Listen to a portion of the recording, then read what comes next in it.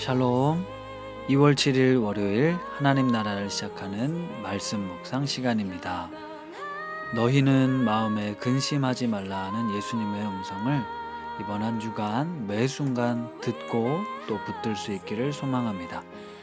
오늘은 장년누리 이순 최소영 권사님께서 요한복음 11장 28절에서 37절까지 말씀을 읽어주시겠습니다.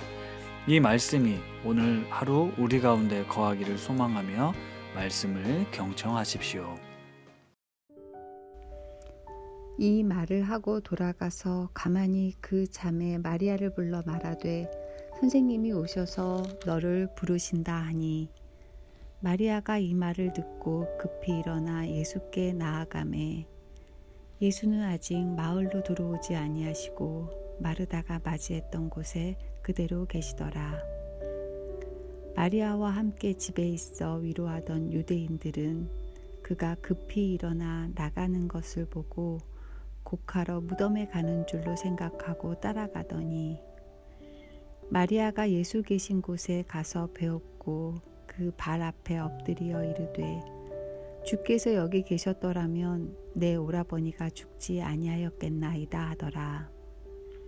예수께서 그가 우는 것과 또 함께 온 유대인들이 우는 것을 보시고 심령에 비통히 여기시고 불쌍히 여기사 이르시되 그를 어디 두었느냐 이르되 주여 와서 보옵소서 하니 예수께서 눈물을 흘리시더라. 이에 유대인들이 말하되 보라 그를 얼마나 사랑하셨는가 하며 그중 어떤 이는 말하되 맹인의 눈을 뜨게 한 이 사람이 그 사람은 죽지 않게 할 수 없었더냐 하더라. 예수님께서는 베다니에 살고 있던 나사로와 마르다, 마리아 이 세 남매를 특별히 사랑하셨습니다. 예수님으로부터 특별히 사랑을 받았다니 얼마나 행복했을까요? 그런데 우리도 그분들과 비할 바 없이 큰 사랑을 받았습니다. 그리고 지금도 그 사랑을 받고 살아가는데요. 우리가 이것을 깨닫고 누릴 수 있기를 또 감사할 수 있기를 소망합니다. 그런데 요한복음 11장에는 예수님께서 특별히 사랑하셨던 이 가정에 매우 큰 슬픈 사건이 발생합니다. 바로 나사로의 죽음입니다.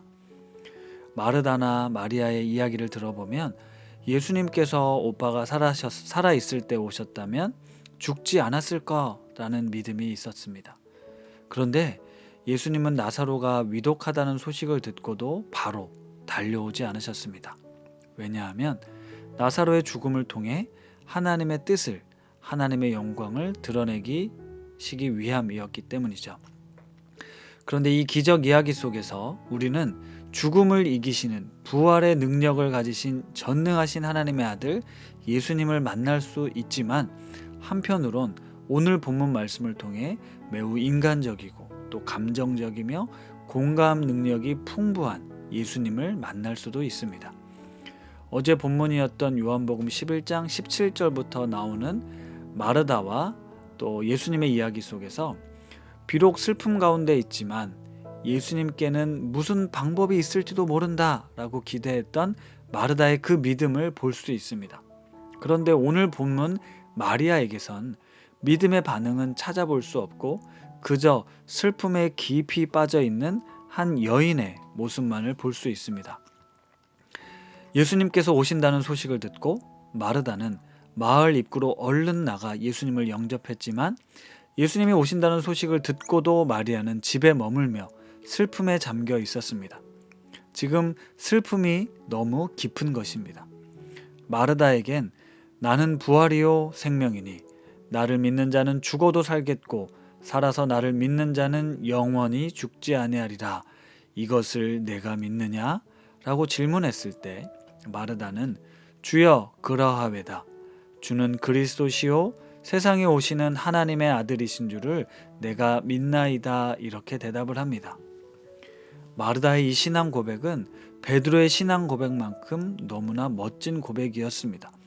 우리도 예수님 앞에 이런 신앙적인 모습을 보여주고 싶습니다. 비록 오빠가 죽었지만 오빠의 죽음이라는 큰 슬픔 앞에서도 당당하게 신앙을 고백할 수 있었던 그 모습이 나에게도 있었으면 좋겠습니다. 그리고 그 이후 예수님께서는 마르다를 보내어 마리아를 불러오게 하십니다. 마리아는 언니 마르다의 이야기에 정신을 차립니다. 급히 일어났다 하는 것을 보면 슬픔에 잠겨 있다가 정신이 번쩍 들어 예수님을 찾아갔다는 의미입니다. 그런데 마리아는 예수님을 보자마자 다시 울기 시작합니다. 마리아를 따라왔던 주변 사람들 역시 이 나사로의 죽음을 슬퍼하며 같이 울고 있습니다. 바로 앞부분은 마르다의 위대한 신앙 고백 이야기였다면 뒷부분 마리아의 이야기는 슬픔 가운데 깊이 빠져있는 매우 인간적인 이야기입니다. 죽음 앞에 모든 사람들이 슬퍼합니다. 마르다와 마리아가 동일하게 했었던 말, 예수님이 여기 계셨더라면 오라버니가 죽지 않았을 거라는 그 말 속엔 죽기 전엔 희망이 있었지만 죽은 이후엔 소용이 없다는 인간적인 그 절망감, 슬픔이 깊이 묻어 있습니다. 여기서 예수님의 반응을 우리가 주목해 보려고 합니다. 먼저는 마리아와 유대인들이 우시는 것을 보시고 심령의 비통이 여기시고 불쌍히 여기셨다라고 성경은 기록합니다. 하지만 원문의 의미를 제대로 살려 번역하면 분노하고 화가 났다는 의미거든요. 왜 그럴까요? 예수님께서는 이 모든 일이 하나님의 영광을 드러낼 일임을 알고 있었고 또 나사로의 죽음을 통해 예수님이 어떤 분이신지 증거될 것을 알았기에 이 죽음 앞에 절망하며 슬퍼하는 인간들의 모습을 보며 매우 속상했다는 뜻입니다. 하지만 그런 속상함에도 불구하고 예수님은 함께 눈물을 흘리고 있습니다. 그 슬픔 가운데 가득한 인간들의 그 마음을 공감해 주고 있는 겁니다. 저는 이런 예수님의 모습이 너무 멋지다고 생각합니다. 우리는 어떤 믿음과 확신이 가득 차면 그렇지 못한 사람들, 감정에 휩싸여 있는 이들을 보면서 넌 왜 이렇게 믿음이 없어? 왜 두려워하는 거야? 하나님을 믿는데 어떻게 그렇게 믿음 없는 반응을 보이는 거야? 왜 슬퍼하니? 왜 절망하니? 이렇게 쉽게 나는 알고 있으니까, 나는 믿음의 확신이 있으니까 그렇게 상대방을 쉽게 비난하거나 정죄하곤 합니다. 예수님도 그러실 수 있었습니다. 왜냐하면 예수님 본인이 이 죽음을 이겨낼 능력이 있다라는 걸 알았기 때문에 너희들 왜 이렇게 믿음이 없냐? 왜 슬퍼하냐? 왜 이렇게 슬픔 가운데 헤어나오지 못하느냐? 내가 누군지를 모르느냐? 이렇게 지적할 수 있었지만 그렇게 하지 않으셨습니다. 그저 슬픔을, 그 연약함을, 그들의 믿음 없음을 아파하며 함께 공감해 주십니다.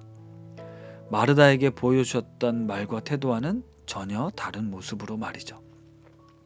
사랑하는 우신 가족 여러분, 이러한 예수님의 모습을 우리가 배우고 싶습니다. 마르다에겐 부활의 확신으로 격려해 주셨다면 그 슬픔이 너무 깊어 정신을 차리지 못하고 있던 마리아에겐 쉽게 감정을 해결해 주기 위한 해결책을 제시해 주거나 믿음 없음을 탓하지 않고 그 아픔과 슬픔을 같이 공감해 주십니다. 마리아가 결코 믿음이 없는 초신자가 아니었습니다.